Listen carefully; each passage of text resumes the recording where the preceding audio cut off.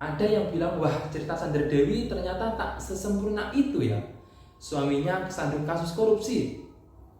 Ya mau bagaimana lagi?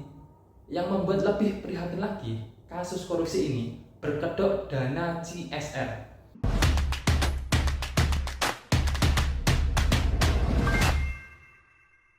Baru-baru ini, Kejaksaan Agung menetapkan pengusaha muda Harvey Moise menjadi tersangka dalam kasus korupsi dalam tata niaga komoditas timah wilayah izin usaha pertambangan atau IUP PT Timah Tbk pada tahun 2015 sampai 2020.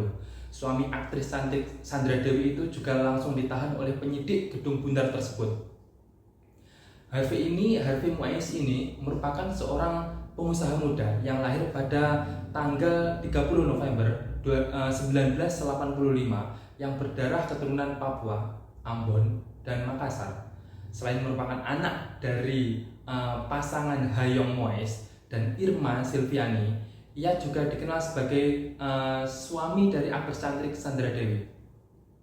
Harvey ini menikah dengan Sandra Dewi pada 8 November 2016.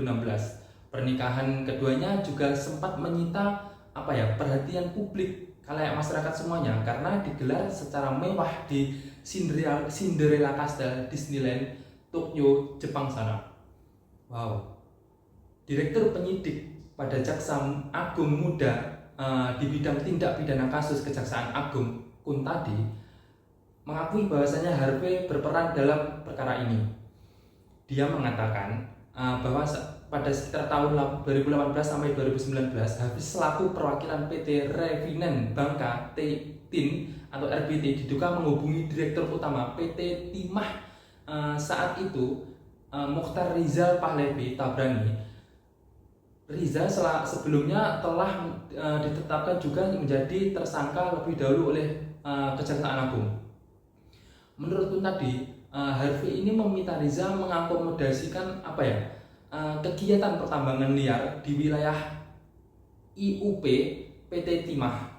Setelah beberapa kali pertemuan kata dia disepakati bahwasanya kerja sewa menyewa peralatan atau processing peleburan timah di wilayah IUP PT Timah Tbk harus dilakukan. Di mana tersangka HM mengakomodasikan agar smelter PT SIP, CVP, dan SBB ini harus dilaksanakan, kata Kuntadi. Kuntadi mengatakan setelah itu Harvey diduga memerintahkan para pemilik smelter menyisihkan sebagian keuntungan dari usahanya. Keuntungan tersebut atau keuntungan yang telah didapatkan kemudian dibagi untuk Harvey dan sejumlah tersangka lainnya. Kejaksaan menduga pemberitaan uang tersebut disamarkan sebagai dana corporate social responsibility. Dana tersebut disalurkan kepada Harvey melalui perusahaan PT KSE yang difasilitasi oleh tersangka lainnya, yakni Helena Lim. Helena Lim ini diketahui seorang wanita yang dijuluki Crazy Rich PIK, Crazy Rich Pig ya. Juga sering tampil glamor di media sosial dan sering mengumbar cerita masa lalunya yang katanya susah Pak.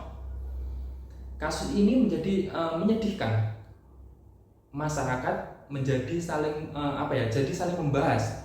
Ada yang bilang, wah cerita Sandra Dewi ternyata tak sesempurna itu ya. Suaminya kesandung kasus korupsi. Ya mau bagaimana lagi? Yang membuat lebih prihatin lagi, kasus korupsi ini berkedok dana CSR atau Corporate Social Responsibility. Dana CSR ini seharusnya jadi dana sosial yang digunakan oleh perusahaan untuk memberikan nilai tambah bagi kehidupan masyarakat. Misalnya dengan membangun sekolah, membantu supaya masyarakat di sekitar tempat usaha tambang atau yang lainnya bisa mandiri secara finansial, dan program-program lainnya. 271 triliun rupiah itu bukan uang yang sedikit. Jumlah penduduk Indonesia saat ini 273 juta jiwa. kasarnya uang yang dikorupsi itu, Harvey, Helena itu kalau dibagikan ke seluruh masyarakat Indonesia, kita masing-masing bisa mendapat berapa ya?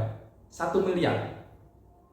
Bayangkan kalau dapat uang segitu banyak, mungkin nggak ada lagi yang jadi fakir miskin gitu loh. Makan nasi dengan lauk garam, putus sekolah, nggak bisa berobat dan lain sebagainya. Itu nggak ada lah. Penasaran ke arah mana sih seberapa berat nantinya para pelaku ini akan dijatuhi hukuman? Kalau melihat angka yang fantastis, yang seharusnya cukup lah masa hukumannya, ya berat-berat lah harusnya. Mungkin di bulan Ramadan ini memang waktunya bangsa kita ini bangsa kita untuk belajar melihat kemewahan dan kehidupan serba luks yang sering dimunculkan orang-orang inilah. Karena yaitu tadi, duitnya belum tentu benar, duitnya belum tentu halal, duitnya belum tentu juntrungannya itu kemana kayak gitu. Ya jadi ya kita harus cermat, kita harus cerdas, masyarakat dan juga pemerintah harus benar-benar mencermati hal tersebut. Ya mungkin cukup sekian kali ya informasi dari saya. Apabila ada kesalahan kata-kata ataupun yang lainnya, saya mohon maaf. Terima kasih. Salam sejahtera.